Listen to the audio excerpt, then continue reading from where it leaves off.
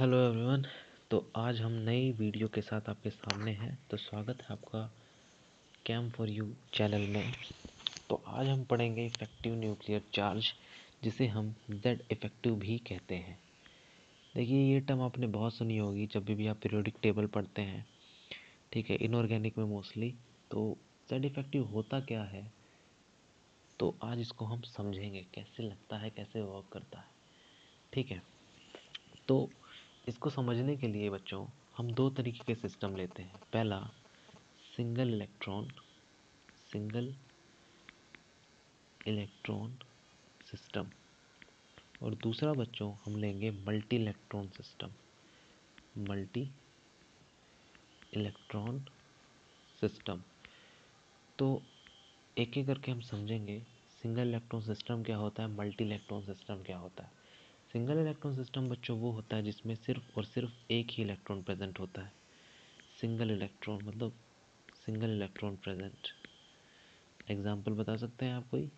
सबसे बड़ा एग्जाम्पल होता है आपका हाइड्रोजन, जिसमें एक इलेक्ट्रॉन प्रेजेंट होता है, ठीक है। मल्टी इलेक्ट्रॉन सिस्टम वो होता है जिसमें बहुत सारे इलेक्ट्रॉन प्रेजेंट होते हैं, जैसे कि सोडियम, बेरिलियम, मैग्नीशियम, कैल्शियम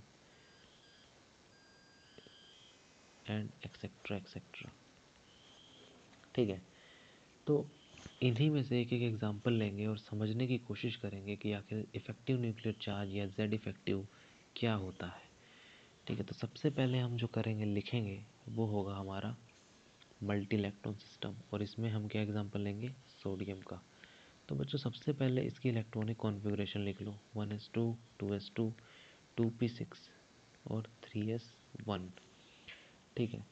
अगर मैं इसमें इलेक्ट्रॉन्स की बात करूं, तो इलेक्ट्रॉन्स आपके इसमें होंगे 11, गिन सकते हैं आप, 2 2 4 6 10 और 1 11। उसी तरीके से अगर मैं प्रोटॉन की बात करूं, तो वो भी क्या होंगे, 11, ठीक है। जितने इलेक्ट्रॉन होते हैं उतने ही प्रोटॉन होते हैं किसी भी न्यूट्रल सिस्टम में, ठीक है। इतनी चीज़ आपको समझ में आ गई होगी। अब बच्चों इसमें n जो प्रिंसिपल क्वांटम नंबर होता है, प्रिंसिपल क्वांटम नंबर होता है, ये कितने हैं यहाँ पे, n इक्वल टू 1 है, 2 है, 3 तक जा सकते हैं। n equal to 1, n equal to 1 में कितने इलेक्ट्रॉन्स हैं आपके, 2 इलेक्ट्रॉन्स हैं, देख सकते हैं आप। उसी तरीके से n इक्वल्स टू 2 में, तो 2 ये भी है, ये भी है, तो टोटल 2 + 6 8 इलेक्ट्रॉन्स प्रेजेंट हैं। उसी तरीके से n इक्वल टू 3 में, n इक्वल्स टू 3 में सिर्फ और सिर्फ एक इलेक्ट्रॉन प्रेजेंट है, ठीक है। तो टोटल आप गिन सकते हैं, 2 8 सॉरी 11 इलेक्ट्रॉन हो गए आपके, ठीक है। अब जितनी n की वैल्यू होती है उतनी ही आपकी ऑर्बिट्स बनती है, क्योंकि जेड इफेक्टिव समझने के लिए आपको न्यूक्लियस लेना पड़ेगा और उसके चारों तरफ ऑर्बिट दिखानी पड़ेगी, ठीक है। तभी आप जेड इफेक्टिव समझ पाएंगे। तो आप देख सकते हैं यहाँ पे 3 ऑर्बिट बनेंगी, क्योंकि आखिरी शेल कौन सी है आपकी, थर्ड शेल है। तो आपकी तीन ऑर्बिट बननी तय है, ठीक है। इतनी चीज़ आपको समझ में आ गई होगी। तो बच्चों अब जल्दी से ऑर्बिट बना लेते हैं। देखिए बच्चों, 11 प्रोटॉन हमने लिए सोडियम के, ठीक है। ये प्रोटॉन और ऑर्बिट बनानी है हमें कितनी, 3। तो पहली ऑर्बिट तो ये बन गई, इसको नाम दे देंगे n equal to 1, n equals to 1। दूसरी आपकी ये बन गई, ये होगी आपकी n इक्वल्स टू 2, और तीसरी आपकी n इक्वल्स टू 3। इसको हम समझेंगे अब बारी बारी। देखिए बच्चों, अब इसमें इलेक्ट्रॉन्स भी भर दें। देखिए यहाँ पे पहली ऑर्बिट में 2 इलेक्ट्रॉन है, दूसरी ऑर्बिट में 8 इलेक्ट्रॉन है, और तीसरी में 1 इलेक्ट्रॉन है, ठीक है। तो जल्दी से इसको भर देते हैं।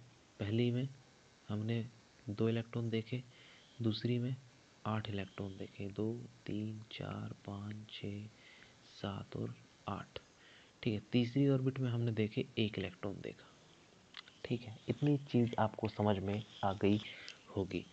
तो बच्चों अब देखिए, जो ये न्यूक्लियस है आपका, न्यूक्लियस है, न्यूक्लियस में क्या होता है, न्यूक्लियस में आपके प्रोटॉन्स होते हैं, प्लस में न्यूट्रॉन्स होते हैं, ठीक है। प्रोटॉन पे आपका होता है पॉजिटिव चार्ज, न्यूट्रॉन्स जो होता है आपका न्यूट्रल होता है, ठीक है। तो ओवरऑल क्या होगा, न्यूक्लियस आपका पॉजिटिव होगा, न्यूक्लियस जो होगा पॉजिटिव होगा, ठीक है। इतनी चीज़ आपको समझ में आ गई। इलेक्ट्रॉन जो होता है आपका, वो आपका क्या होता है, नेगेटिवली चार्ज होता है, चार्ज होता है, ठीक है। अब बच्चों ये देखो, इसके पास 11 प्रोटॉन है। ये 11 प्रोटॉन मतलब इस पे पॉजिटिव चार्ज है, तो पॉजिटिव चार्ज कोशिश करेगा कि इलेक्ट्रॉन्स को अपनी तरफ खींचे। क्यों? क्योंकि वो पॉजिटिव है तो नेगेटिव को लेना चाहेगा, तो वो क्या करेगा, इलेक्ट्रॉन्स को अपनी तरफ खींचेगा, ठीक है। तो ये सभी को खींचेगा, इसको भी खींचेगा, इसको भी खींचेगा, इसको भी खींचेगा, ठीक है। जब ये आउटर मोस्ट इलेक्ट्रॉन को खींचता है, इसको, इस इलेक्ट्रॉन को खींचता है, तो ये क्या करेगा, ये जब इसको खींचेगा, मतलब ये कौन सी शेल है आपकी, आखिरी शेल है, इसको आउटर मोस्ट इलेक्ट्रॉन भी कहेंगे बच्चों। मैं ये टर्म यूज़ करूँगा, outer most electron, outer most electron, ठीक है। ये आपकी जो होगी, ये क्या होगी, इनर इनर शेल्स, या फिर मैं इनको बोल दूंगा इनर ऑर्बिटल्स, इनर ऑर्बिटल्स, ठीक है। अब जब ये 11 प्रोटॉन अपना मतलब ये न्यूक्लियस ओवरऑल जो इलेक्ट्रॉन पे अपना फोर्स लगाएगा, ठीक है, खींचने की कोशिश करेगा, तो ये इलेक्ट्रॉन भी क्या करेगा, इसकी तरफ जाना चाहेगा, क्योंकि ये इलेक्ट्रॉन है, इसको भी पॉजिटिव चार्ज चाहिए। तो जैसे ही यहाँ पे मूव करना जाएगा, न्यूक्लियस की तरफ आगे बढ़ेगा, यहाँ पर इनको 8 इलेक्ट्रॉन्स की दीवार मिलेगी, ठीक है। तो ये 8 इलेक्ट्रॉन्स की दीवार जो होगी, 8 इलेक्ट्रॉन्स की जो दीवार होगी, वो एक इलेक्ट्रॉन के साथ इलेक्ट्रॉनिक इलेक्ट्रॉनिक रिपल्शन करेंगे, इलेक्ट्रॉनिक रिपल्शन करेंगे, ठीक है। अब ये जब इलेक्ट्रॉनिक रिपल्शन करेंगे, तो ये आउटर मोस्ट वाला इलेक्ट्रॉन है, ये अंदर की तरफ जाएगा, लेकिन ये 8 इलेक्ट्रॉन रिपल्शन की वजह से इसको बाहर फेंक देंगे, ठीक है। तो जो चार्ज ये आउटर मोस्ट पे लगा रहा था, क्या वो चार्ज अब लग पाएगा? क्यों? क्योंकि हम इस तरीके से भी कहते हैं कि जो 8 इलेक्ट्रॉन है, मतलब इनर शेल्स में के जो इलेक्ट्रॉन है, वो आउटर शेल्स को शील्ड कर रहे हैं, ठीक है। इसी फिनोमिना को हम शील्डिंग भी कहते हैं, कि जो इनर इलेक्ट्रॉन होते हैं आउटर इलेक्ट्रॉन को न्यूक्लियर फोर्स से बचाते हैं, ठीक है। जितना मतलब जो चार्ज लगना चाहिए, एक्चुअल में वो चार्ज लग नहीं पाता है, ठीक है। तो इसलिए हम जेड इफेक्टिव का भी यूज़ करते हैं। देखिए, जेड इफेक्टिव को समझने के लिए हम क्या करते हैं कि एग्जांपल लेते हैं। मान लो एक बच्चा है, उसका पेपर होता है 100 नंबर का, ठीक है।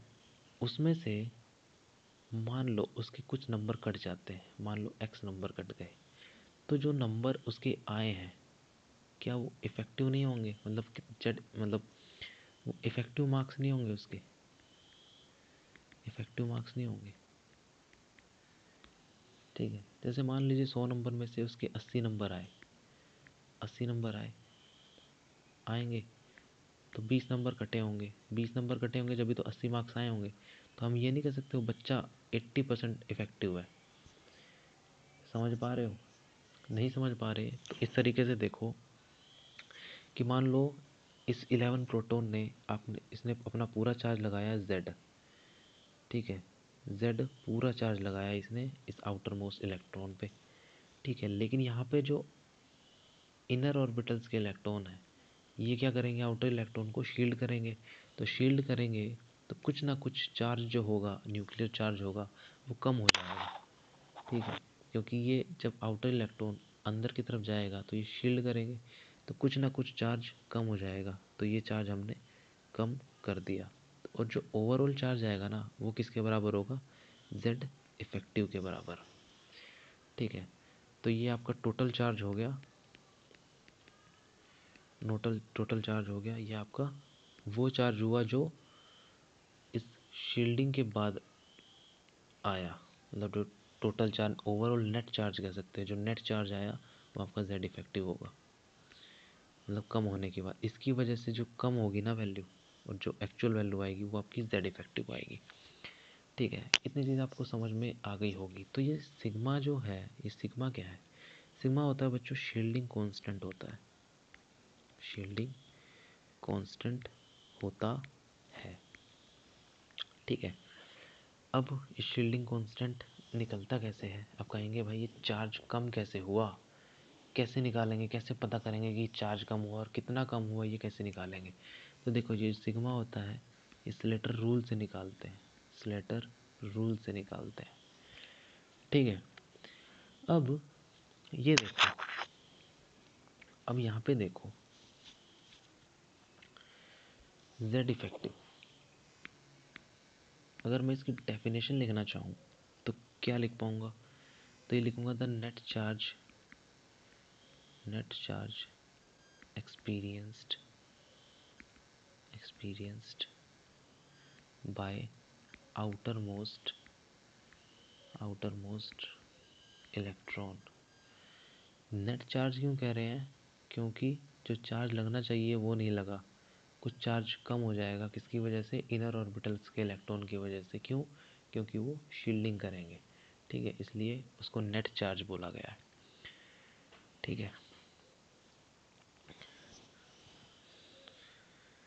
ठीक, इतनी चीज़ आपको समझ में आ गई होगी। अब इसके बाद हम लेते हैं सिंगल इलेक्ट्रॉन का एग्जाम्पल, सिंगल इलेक्ट्रॉन सिस्टम का।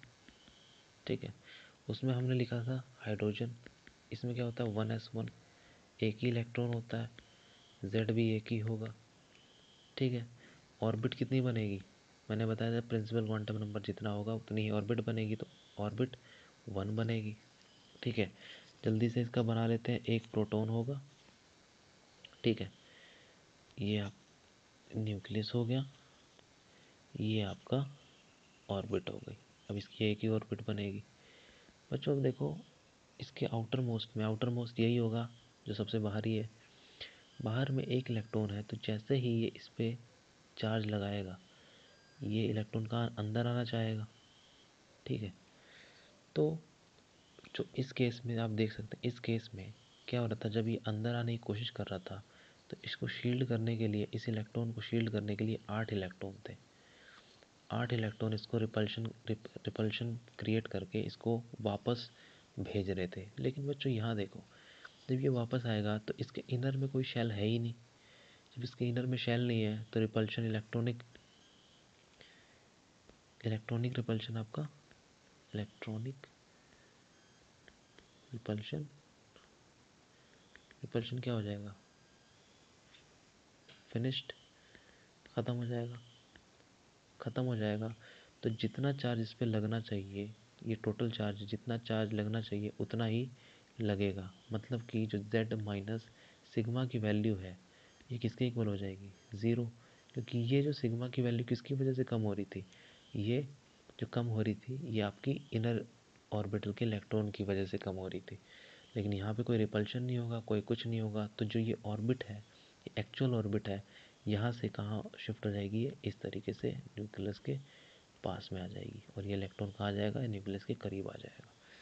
ठीक है, इस तरीके से हम शो करते हैं। तो Z इफेक्टिव यहाँ पे क्या होगा? नेट चार्ज उतना ही होगा जितना कि एक्चुअल चार्ज होगा।